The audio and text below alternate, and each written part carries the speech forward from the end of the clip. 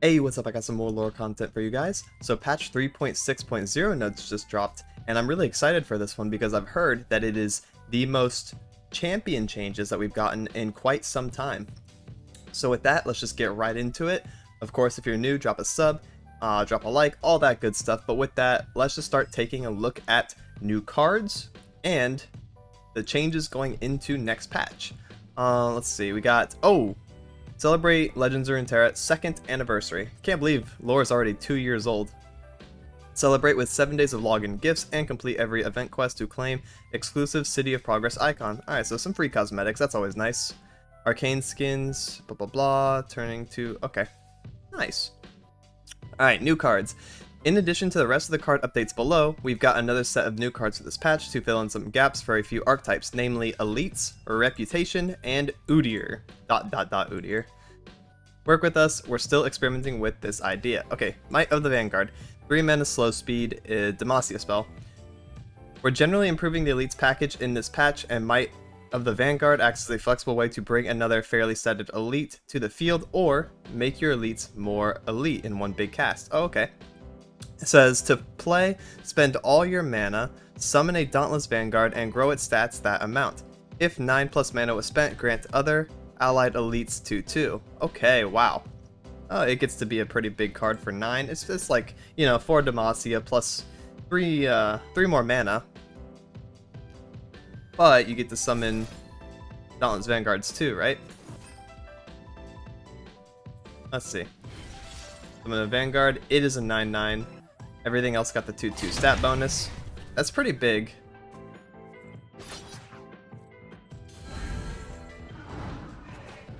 I can't imagine running this card at more than a 2 of, but that should be a nice little bump to elites. Why not?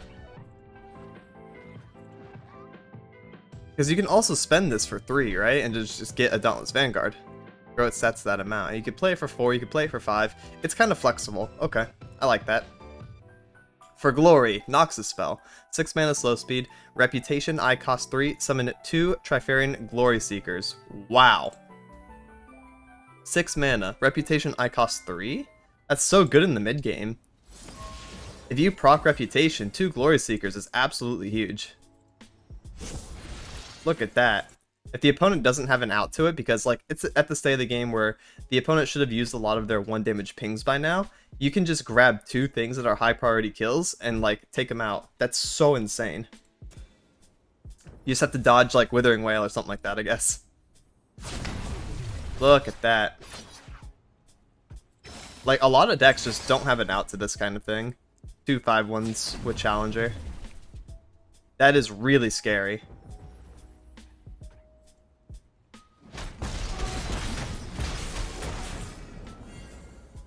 Alright, moving right along, we got Inner Beast. 2 mana burst speed spell. With Udyr's new level up condition revolving around stances, Inner Beast acts as a flexible card that can work with a wide variety of Freljord cards while providing a much more explicit benefit to Udyr himself. Give an ally 1/1 this round, create a stance swap. That's pretty good value. 2 mana 1/1 burst speed. It's just a nice little combat trick. That can help trade up, that can help make your unit live, and you get a stance swap as well. That's really good. Burst speed stance swap generator. That's also a buff. Yes, just absolutely fantastic card.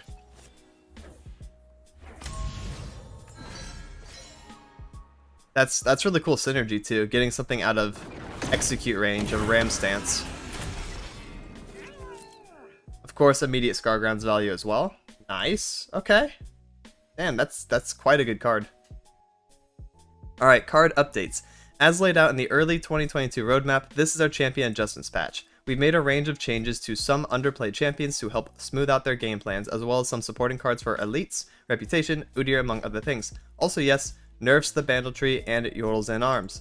Here's a look at each of the card updates coming this patch. Nice. Ash. You frostbite 4 enemies to you decrease 4 enemies' power to 0. Lore has evolved quite a bit since Ash was designed, so we're opening up her level condition to let her chill with regions outside of Freljord. Okay. Aside from outside of Freljord, we still have Troll Chant if you think about it. Troll Chant minuses the opponent's attack by 2, so if they're a 2 attack unit, that will decrease them to 0, effectively giving you a level up point. I'm trying to think of What is outside? Oh, Shurima as well. Quicksand reduces attack to 0. And then there's also 2 other Shurima cards that are like 1 or 2 mana that can reduce enemies' attacks. So that's really cool. Alright. So yeah, it does open up Ashe a little bit. Not sure how relevant that is, but also just inside of region, having Troll Champ be able to help level her will make her even faster, even more consistent, especially since this deck often floats turn 2 or floats turn 3, so that you can do a Troll Champ play. So that is just quite nice, actually. Darius.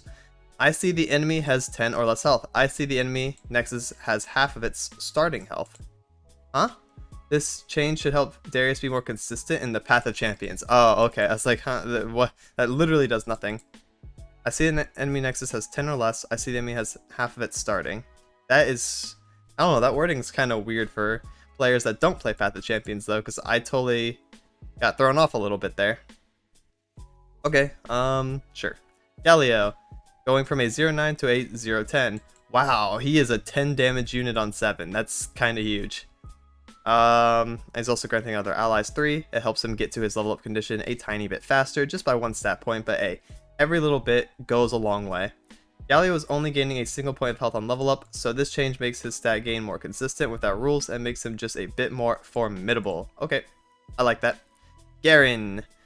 When I'm summoned, give other allies 1/1 this round. Oh, sheesh. Okay. On summon effect, he can actually impact the board right away, like champions should do. Round start, rally. When I'm summoned, give other allies 1/1 this round. That's fine. Okay, so he's basically the Allegiance card, Bannerman, just built onto him. And it is a 1-round effect.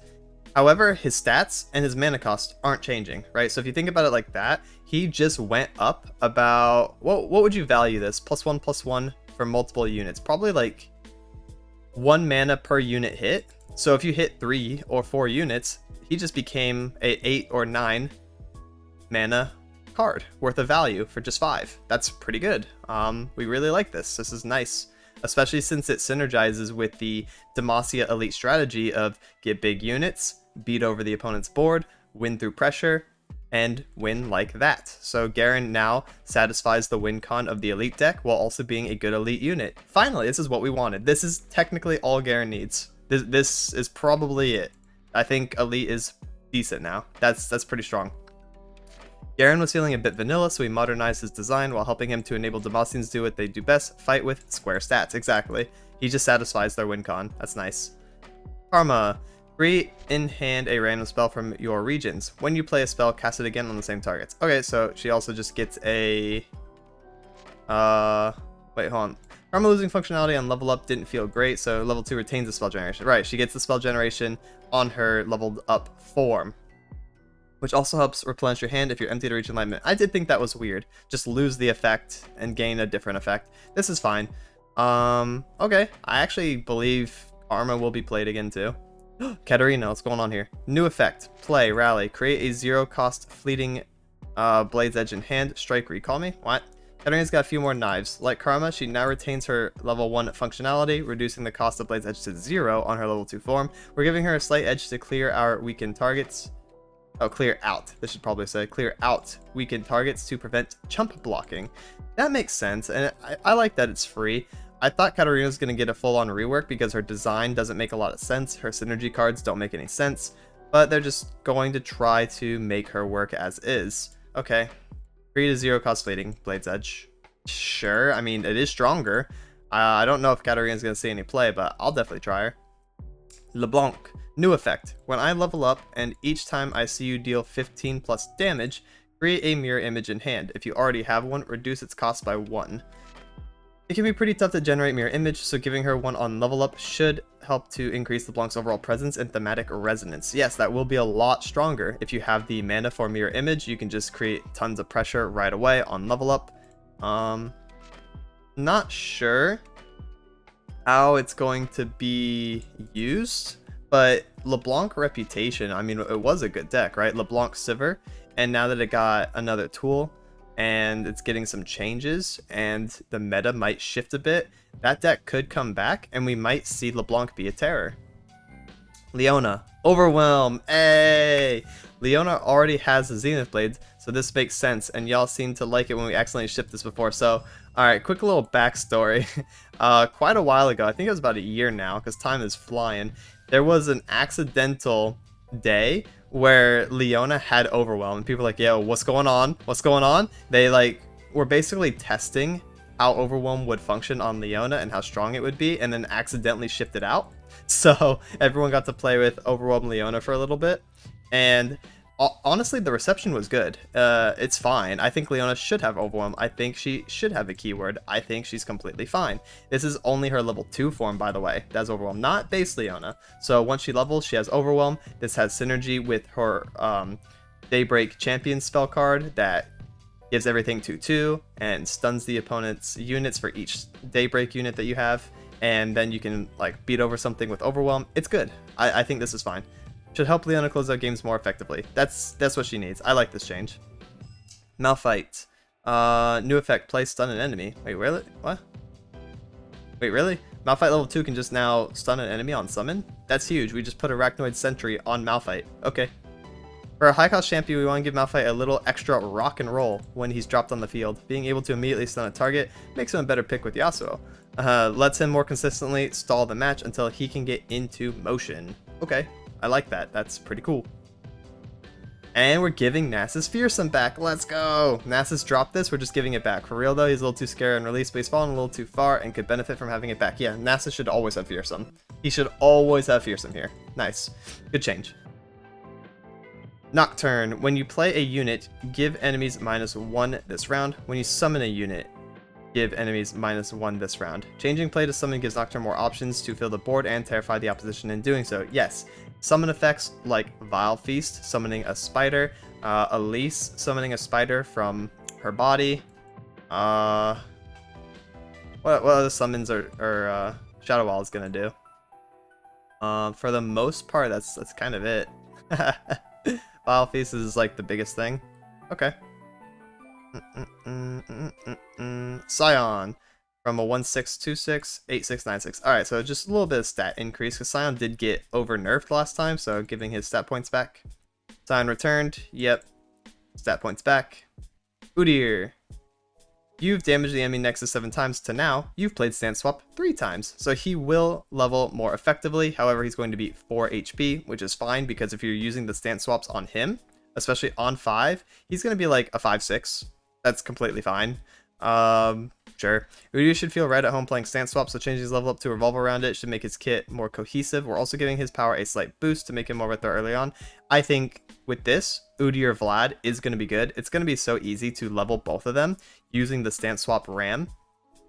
And then also just playing around both champions and their increased stats and their increased value, giving them Overwhelm with the Stance Swap just as a flexible win con. This is nice. This is good. This is really, really good. Oh, speaking of Vladimir, none... Wait, he's Fearsome. Whoa, he's Fearsome. And he has regen at level... Wait, he already had regen. He just has Fearsome. Wow. That's so interesting. That is so... Thematically, I don't know why he has Fearsome. It looks really weird on his card for him to be a Fearsome, but wow. That is a strong change. I like it a lot, because I've been a Vladimir fan for quite some time. My viewers know this. I've been playing Vlad the past couple weeks as well, in preparation for this patch. But I might play Vladimir after this patch. This looks really fun. Okay.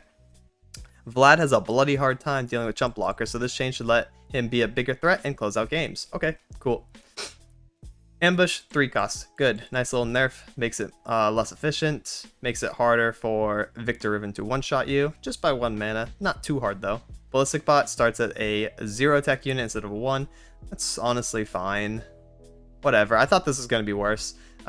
Victor Riven's still okay. It could still work. Burst speed, blood for blood, good. You should not be able to react to blood for blood. This is completely fine. Change it to burst. In addition to the last change, making blood for blood, burst speed allows for some cool outplays. Yes, it does. Very nice. I like that. Can use that as a response to stuff too. Sun Disc. When an ascended ally levels up, advance me 10. When an ally ascended level, advance me 9. We're happy to see Buried Sun Disc get some serious play, but it's getting flipped faster than we'd like for the impact it has. I agree with that. Okay, so Sun Disc now has to be flipped on, what does that mean? Turn 7? turn 8 instead of turn 6, right? I think that's how it's going to math out. If you level them both, it's going to naturally flip, and it's going to be at 2 left on 6. So yeah, I think it's going to flip on 8 now. I guess you can correct me if I'm wrong. I'm not the best at NA math. Something like that, though. Okay, that's fine. That's good. I think the Sundisk deck that we're seeing is going to either die or need to be reinvented. Because the way it works is ascend on 6 or kind of lose. So it's going to have to change a bit. Maybe we see Ascendant's Rise come back. Maybe we see Renekton come back so we can get triple champions and level up faster. We'll see. There's a bunch of different things we can do with Sundisk at any given moment. So that's a happy little slap on the wrist. I don't think it's going to kill Sundisk entirely. I think it's just going to have to be changed up a little bit.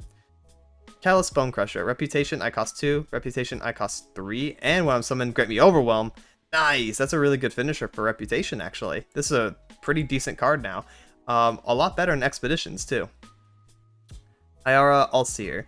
Change. When I'm summoned, create a stance swap in hand. It costs 0. When I'm summoned, create a stance swap in hand. The first stance swap you play each round costs 0. So this is a value card. You play this on 6, you have stance swaps being generated, you have stance swaps being discounted, and you can just keep playing them. So this is sort of like a sit on this card, and it's kind of strong.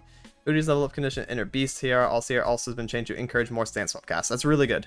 6 mana 5/5, and stance swap it. It's obviously higher stats than it says. This is very deceptive. It's not really a 5/5. It's going to be like a big unit once you stance swap it. And it seems good. That seems really strong. I'm liking the look of Udyr, actually. Swiftwing Lancer is now going to be an elite. That's a good bump.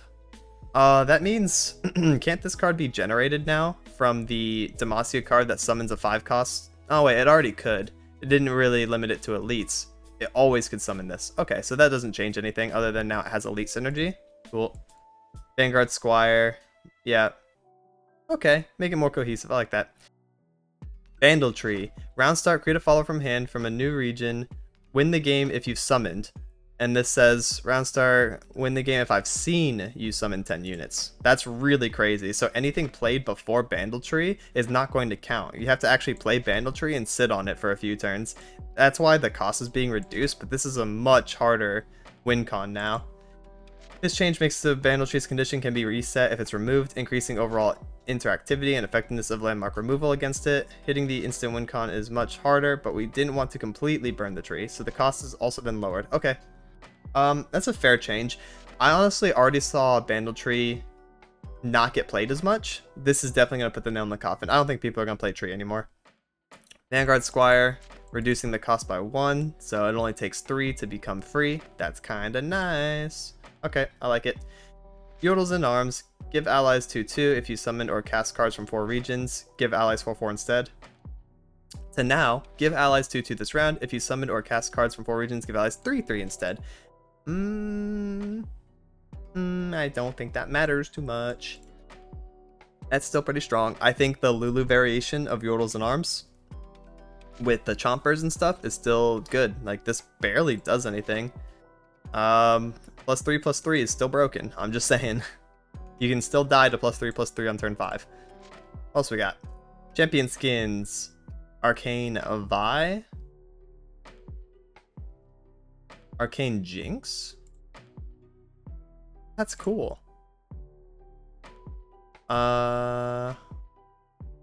Based on feedback regarding skins and our continuing efforts to improve, we've added custom champion spell card art to all existing epic tier skins. Nice! Cosmic Zephyr Yasuo, Battle Academia Lux, for Prismatic Barrier, Darkstar Zed, Gilded Vi, Pool Party Talia. That's really cool. This is awesome. Skin themed champion spells. Wow. That looks really cool. Oh, Pool Party Draven.